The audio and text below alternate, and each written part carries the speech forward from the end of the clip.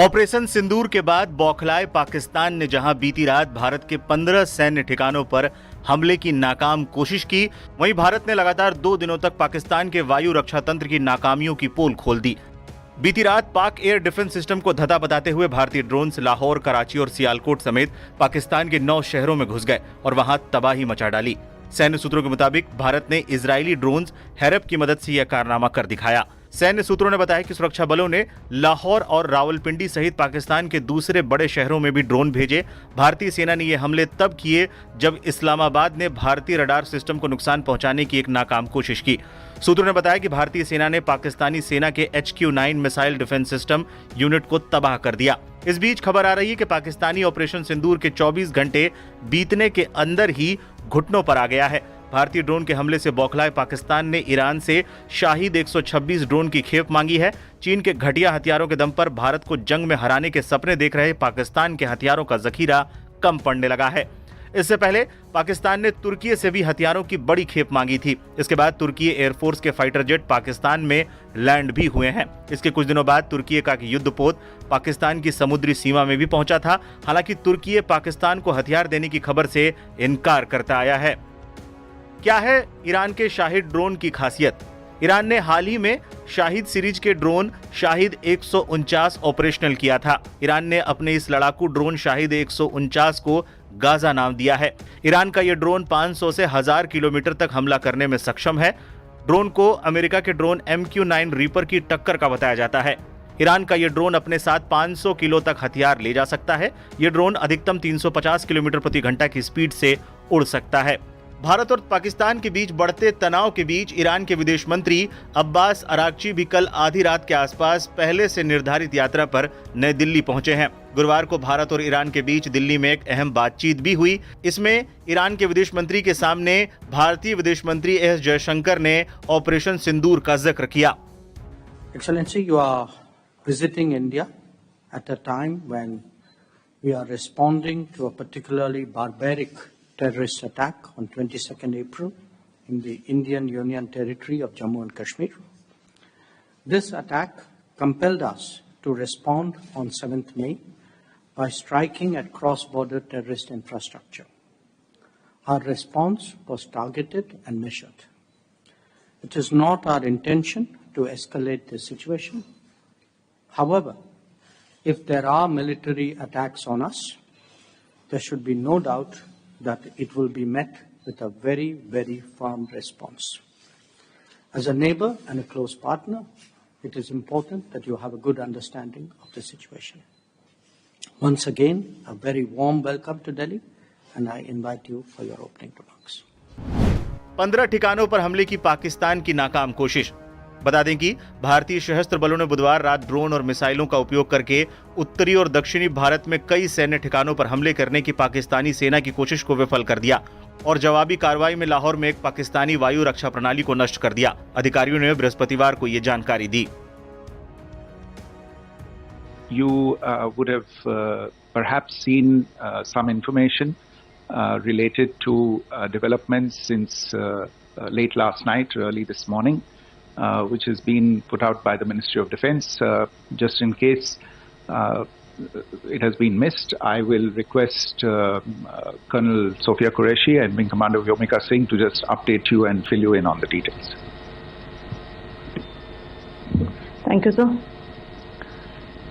Operation Sindoor पर 7 मई 2025 को हुई प्रेस कॉन्फ्रेंस के दौरान भारत ने अपनी प्रतिक्रिया को केंद्रित, संतुलित और गैर उत्तेजक बताया था। यह विशेष रूप से स्पष्ट किया गया था कि पाकिस्तानी सैन्य ठिकानों को निशाना नहीं बनाया गया। साथ ही दोहराया गया कि भारत में किसी भी सैन्य लक्ष्य पर हमले का उचित जवाब दिया जाएगा। 7 से 8 मई 2025 की रात को पाकिस्तान ने उत्तरी और पश्चिमी भारत में स्थित कई सैन्य ठिकानों को, जैसे कि अवंतीपुरा, श्रीनगर, जम्मू, पठानकोट, अमृतसर, कपूरथला, जालंधर, लुधियाना, आदमपुर, भटिंडा, चंडीगढ़, नाल, फलौदी, उत्तरलाई और भुज पर ड्रोन और मिसाइलों से हमला करने का प्रयास किया। इन हमलों को इंटीग्रेटेड काउंटर यूएस ग्रिड और वायु रक्षा प्रणालियों द्वारा निष्क्रिय कर दिया गया। इन हमलों का मलबा कई स्थानों से बरामद हुआ, जो कि पाकिस्तानी हमलों का प्रमाण है। On the night of 7th May 2025, Pakistan attempted to engage a number of military targets in northern and western India using drones and missiles.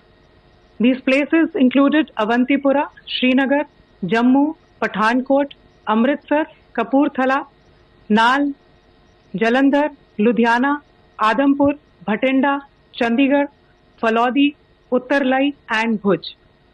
These were neutralized by the integrated counter unmanned aerial system and other air defense systems. The debris of these attacks is now being recovered from a number of locations that prove the Pakistani attacks. आज सुबह भारतीय सशस्त्र बलों ने पाकिस्तान के कई स्थानों पर वायु रक्षा रडार और प्रणालियों को निशाना बनाया। भारत की प्रतिक्रिया समान क्षेत्र में समान तीव्रता के साथ की गई। यह विश्वसनीय रूप से ज्ञात हुआ कि लाहौर में स्थित एक वायु रक्षा प्रणाली को निष्क्रिय कर दिया गया। Today morning, Indian Armed Forces targeted air defense radars and systems at a number of locations in Pakistan. Indian response has been in the same domain with the same intensity as Pakistan. It has been reliably learnt that an air defense system at Lahore has been neutralized.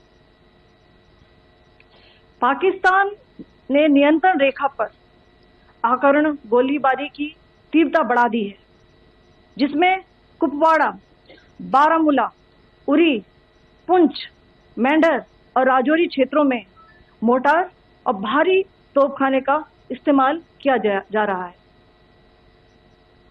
Pakistan has increased the intensity of its unprovoked firing across the line of control using mortar and heavy calibre artilleries in areas in Kupwara, Baramulla, Uri, Poonch, Mendhar and Rajouri sectors in Jammu and Kashmir. 16 innocent lives have been lost, including 3 women and 5 children, due to the Pakistani firing.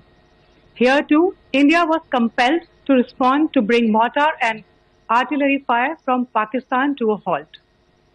Indian Armed Forces reiterate their commitment to non-escalation, provided it is respected by the Pakistan military. Jai Hind.